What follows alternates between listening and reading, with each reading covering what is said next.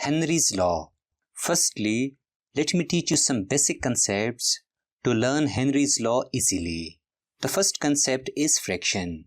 Let's consider this cake. We divide this cake into 4 equal parts. Now consider Mr. Najam and Mr. Ali. Let Mr. Najam eats 1 piece of the cake and Mr. Ali eats 3 pieces of the cake. So we say that in the cake, Mr. Najam's fraction is 1/4 because he eats only 1 piece out of 4 pieces. Secondly, we say that in the cake, Mr. Ali's fraction is 3/4 because he eats 3 pieces out of 4 pieces. If you have learned this concept, you have already learned the concept of mole fraction. Now what about mole fraction? Well, let's consider this solution. It contains P, Q and R. Let there are 4 moles of P, there are 3 moles of Q and there are 6 moles of R present in this solution. Now I am interested to find the mole fraction of P in this solution.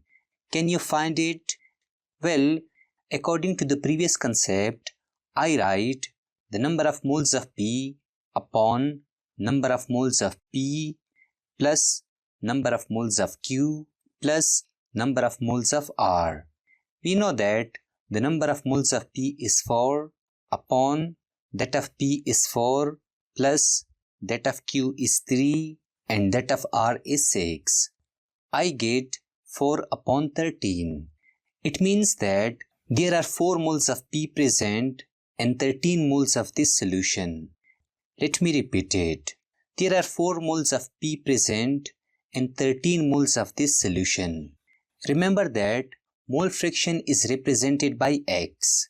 Hence I write mole fraction of P is equal to 4 upon 13, mole fraction of Q is equal to 3 upon 13 and mole fraction of R is equal to 6 upon 13. Hence noted down all these important points. Now the third concept is concentration. We already know that concentration measures that how much solute is dissolved in a given amount of solvent. For example, consider these 2 jugs having 1 liter water. Let I dissolve 5 moles of sugar in this jug to form a sugar solution. On the other hand, I dissolve 10 moles of sugar in this jug to form a sugar solution. Now we say that this is more concentrated sugar solution because it contains larger number of moles of sugar, while this is less concentrated sugar solution because it contains smaller number of moles of sugar. Thus noted down that concentration measures that how many moles of a solute is dissolved in a given amount of solvent. The final concept is pressure at constant temperature. Let's consider gas particles in these 2 cylinders with the movable piston. We know that the gas particles move in random direction and collide with the walls of gas and exert force on it. Or we say that gas particle exert pressure. Hence we write pressure is equal to force per unit area. Or we write pressure is equal to collision of gas particles per unit area. Also remember that pressure is inversely proportional to area. Now in the second cylinder, the area is smaller. Hence pressure is high. Therefore we say that when pressure is high, collision of gas particles per unit area is high. Let me repeat this important point. When pressure is high, collision of gas particles per unit area is high. For instance, in this second cylinder, pressure is high, so collision per unit area is high. If you have learned all these concepts, you will easily master the concept of Henry's law. Now what is Henry's law? Well, consider these 2 cases. Henry Baba takes solvent in this bottle and solvent in the second bottle.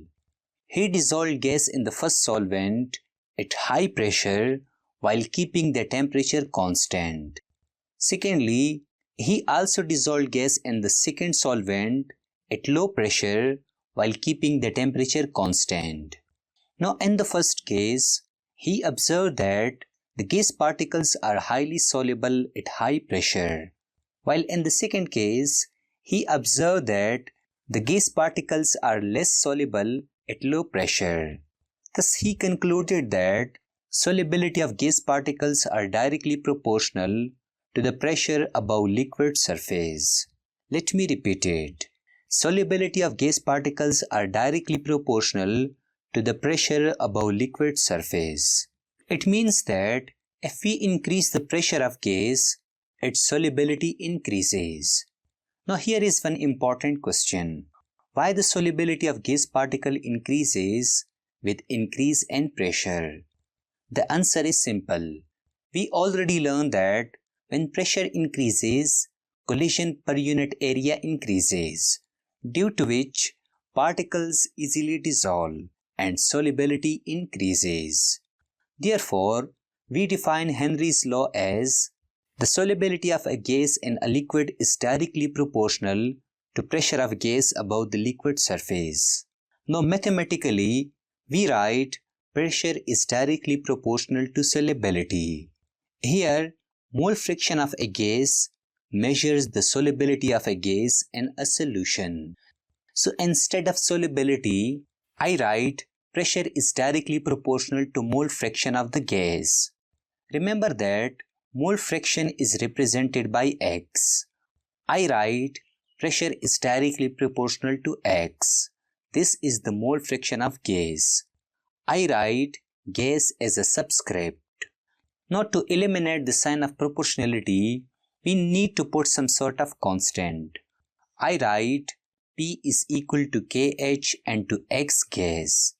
Here Kh is the Henry constant.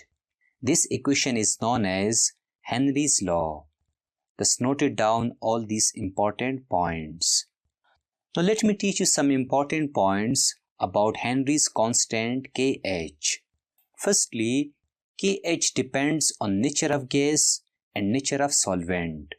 For example, the Kh of hydrogen gas and water is 71.18 at 298 Kelvin temperature, while the value of Kh is 3.67 in benzene at 298 Kelvin temperature. Secondly, mole fraction X is unitless. Hence the unit of Kh is the same as pressure, like atm, etc.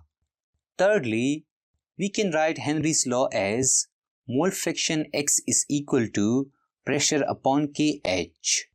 According to this equation, mole fraction is inversely proportional to the Henry's constant. It means that if Kh is high, then solubility will be low. For example, consider this question. Which gas is more soluble in water at 298 Kelvin temperature? Well, we already know that if Kh is high, the solubility will be low. The value of Kh of carbon dioxide is 1.67 and it is the smallest value. Hence, carbon dioxide is highly soluble in water than hydrogen gas and methane gas. Lastly, let me teach you one important numerical problem from the competitive exam of IIT. The Henry's law constant for the solubility of nitrogen gas in water at 298 Kelvin is 1.0 and to 10 to the power 5 atm. The mole fraction of nitrogen gas in air is 0.8. The number of moles of nitrogen gas from air dissolved in 10 moles of water at 298 Kelvin and 5 atm is dash. Well, believe me, a lot of people solve this question in a very difficult way. It is very tricky question which I will solve in my own way. There are two media given in the question. One medium is air and the another medium is water. Now I will write the given data below each medium. In the question, we are given the solubility of nitrogen gas in water is 1 into 10 to the power 5 atm. Hence I write the Kh of nitrogen gas in water is 1 into 10 to the power 5 atm. Secondly, in the question, the mole fraction of nitrogen gas in air is 0.8. Remember that it is not the mole fraction of nitrogen gas in the water. Hence I write mole fraction of nitrogen gas in the air is 0.8. Thirdly, in the question, 10 moles of water is given. Hence I write 10 moles of water. Fourthly, this 5 atm pressure means total pressure of the air. Let me repeat it. This 5 atm means total pressure of the air. Hence I write P total is equal to 5 atm. Now we are asked to find the number of moles of nitrogen gas dissolved in the water. I write number of moles of nitrogen gas is unknown. Also, we can see that we are not given the mole fraction of nitrogen gas in the water. So I write mole fraction of nitrogen gas in the water is unknown. Now consider this diagram. We know that air contains nitrogen gas. The mole fraction of nitrogen gas is 0.8 and the total pressure of air is 5 atm. Here we are interested to find the partial pressure of nitrogen gas. I mean partial pressure of nitrogen gas that is exerted on the surface of this liquid. According to Dalton's law, partial pressure of nitrogen gas is equal to total pressure into mole fraction of nitrogen gas in the air. The total pressure is 5 atm and the mole fraction of nitrogen in the air is 0.8. After calculation, I get 4 atm. This 4 atm means that nitrogen gas exerts 4 atmospheric pressure on the surface of the water. Let me repeat it. This 4 atm means that nitrogen gas exerts 4 atmospheric pressure on the surface of the water. Now in the water, mole fraction of nitrogen gas is also unknown. According to Henry's law, partial pressure of nitrogen gas is equal to Henry constant into mole fraction of nitrogen gas in the water. We know that partial pressure of nitrogen gas is 4 atm. Henry constant in the water is 1 into 10 to the power 5 atm and the mole fraction is unknown. After calculation, I get mole fraction of nitrogen in the water is equal to 4 into 10 to the power negative 5. It means that the mole fraction of nitrogen gas in the water is 4 into 10 to the power negative 5. Now in the question, we are asked to find the number of moles of nitrogen gas in water. We know that mole fraction of nitrogen gas is equal to number of moles of nitrogen gas upon number of moles of nitrogen gas plus number of moles of water. Here in the denominator, we assume that number of moles of water is much higher than the number of moles of nitrogen gas. So we neglect it. I write mole fraction of nitrogen gas is equal to number of moles of nitrogen gas upon number of moles of water. We know that mole fraction of nitrogen gas in water is 4 into 10 to the power negative 5 is equal to number of moles of nitrogen gas is unknown upon the number of moles of water is 10 moles. After calculation, I get number of moles of nitrogen gas is equal to 4 into 10 to the power negative 4 moles. Thus we say that 4 into 10 to the power negative 4 moles of nitrogen gas dissolve in the water. Thus noted down this important numerical problem.